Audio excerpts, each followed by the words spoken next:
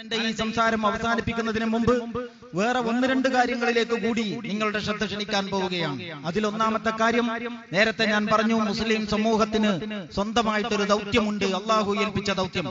ആ ദൗത്യത്തെ കുറിച്ച് മുസ്ലിം സമൂഹം ചിന്തിക്കണം.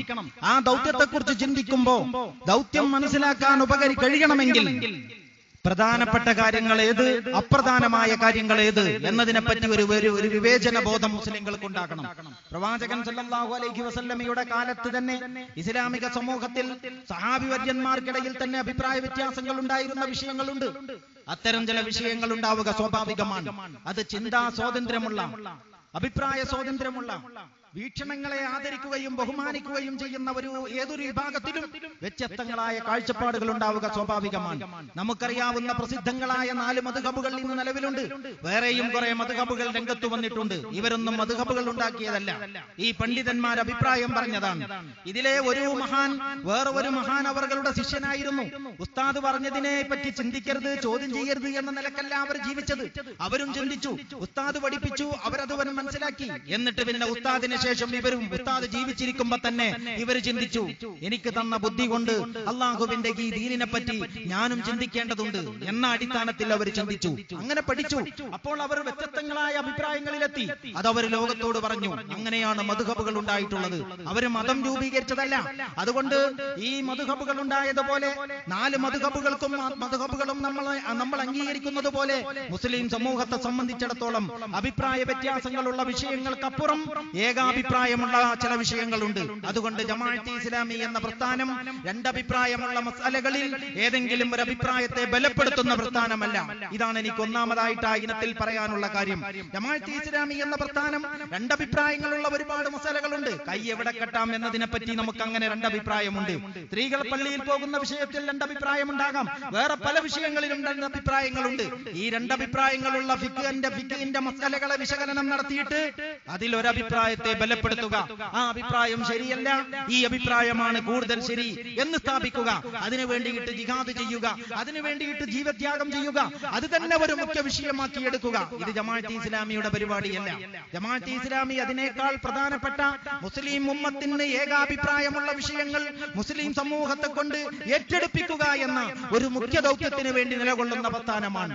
അതുകൊണ്ട് അടിസ്ഥാനപരമായ ഈ വിഷയത്തിൽ നിങ്ങൾക്ക് യോജിക്കാൻ കഴിയുന്നുവെങ്കിൽ മറ്റു വിഷയങ്ങളിൽ ഉണ്ടാകുന്ന വിശാലതയും അതിലുണ്ടാകുന്ന വിട്ടുവീഴ്ചയും അതൊരിക്കലും തന്നെ സുന്നത്തിന് വിരുദ്ധമായതോ അഴകുഴമ്പനോ ആയ നിലപാടല്ല എന്ന് ഞങ്ങൾ വ്യക്തമാക്കാൻ ഉദ്ദേശിക്കുകയാണ്. അതുകൊണ്ട് രണ്ടഭിപ്രായങ്ങളിൽ ഏതെങ്കിലും ഒരു അഭിപ്രായത്തെ ബലപ്പെടുത്താനല്ല, മുസ്ലിം ഉമ്മത്തിന് ഏകാഭിപ്രായമുള്ള കാര്യങ്ങൾ സ്ഥാപിച്ചെടുക്കുവാനും പ്രയോഗത്തിൽ വരുത്തുവാനുമാണ് ജമാഅത്തെ ഇസ്ലാമി ശ്രമിച്ചുകൊണ്ടിരിക്കുന്നത്. എന്താണ് മുസ്ലിം സമൂഹത്തിന് ഏകാഭിപ്രായമുള്ളത് എന്നതുകൊണ്ട് ഉദ്ദേശിച്ചത് എന്ന് വ്യക്തമല്ലെങ്കിൽ ഞാൻ ഒന്നുകൂടി വ്യക്തമാക്കാൻ ഉദ്ദേശിക്കുന്നു. ഉദാഹരണത്തിന് ഇസ്ലാം സമഗ്രമാണ്. ഇന്നിപ്പോ ആർക്കെങ്കിലും തർക്കമുണ്ടോ? ഇസ്ലാം സമഗ്രമാണ് എന്നെല്ലാവരും പറയുന്നു.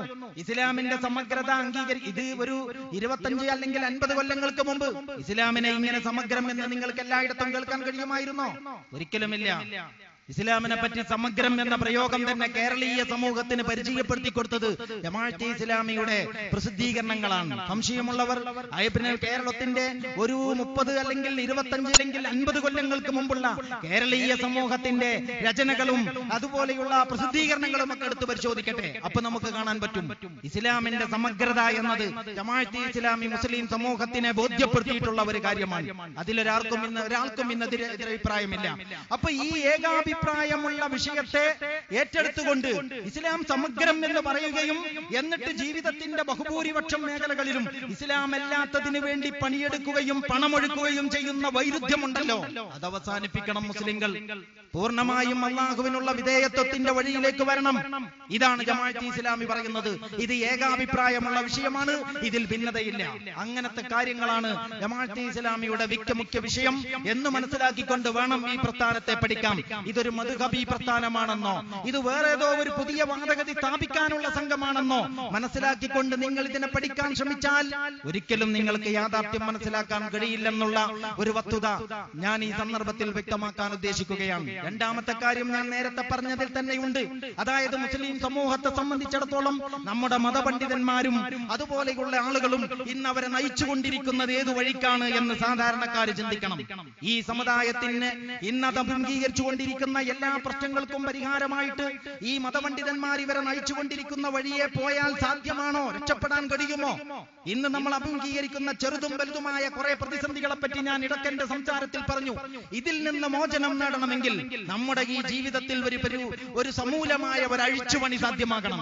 അങ്ങനെയല്ലാതെ നിങ്ങൾക്ക് ഇന്ന് അഭിമുഖീകരിക്കുന്ന പ്രതിസന്ധികളിൽ നിന്ന് രക്ഷപ്പെടുക സാധ്യമല്ല. അങ്ങനെ സമൂലമായ ഒരു അഴിച്ചുപണി സാധ്യമാകണമെങ്കിൽ ഇസ്ലാമിനെ പരിപൂർണമായി പഠിക്കുവാനും അങ്ങനെ തന്നെ അത് ജീവിതത്തിൽ പകർത്തുവാനും ശ്രമിക്കണം.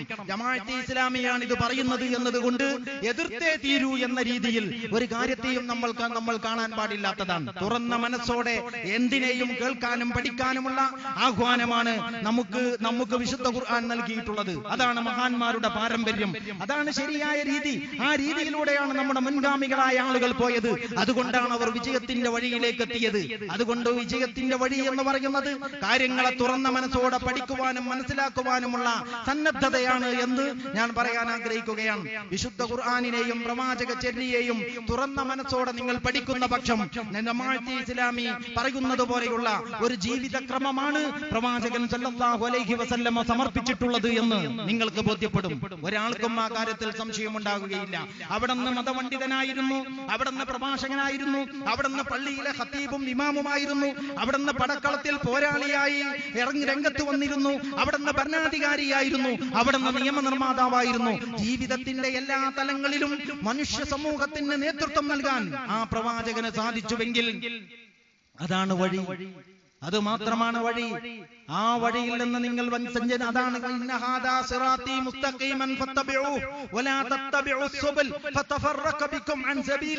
എന്ന് വിശുദ്ധ ഖുർആൻ നമ്മോട് പറഞ്ഞിട്ടുള്ളത്. ഇതാണ് എന്റെ വഴി, ഈ ഒരു വഴിയെ നിങ്ങൾ പിൻപറ്റണം. നിങ്ങൾ പല വഴികളെയും പിന്തുടരരുത്. നിങ്ങൾ പല വഴികളെയും പിന്തുടരരുത്. അങ്ങനെ സംഭവിച്ചാൽ നേർവഴിയിൽ നിന്ന് നിങ്ങൾ തെറ്റിപ്പിരിഞ്ഞു പോകും. പല വഴിയെയും നിങ്ങൾ പിന്തുടർന്നാൽ ആ പല വഴികളും ഉണ്ടാകും, അതോടൊപ്പം നേർവഴിയും ഉണ്ടാകും. അങ്ങനെ നിങ്ങൾ ധരിക്കരുത്. അതെയോ അങ്ങനെ നിങ്ങൾ പോയാൽ നിങ്ങൾ നേർവഴിയിൽ നിന്ന് ബഹുദൂരം അകന്നു പോകും എന്ന് വിശുദ്ധ ഖുർആൻ നമ്മെ ഉണർത്തിയിട്ടുണ്ട്.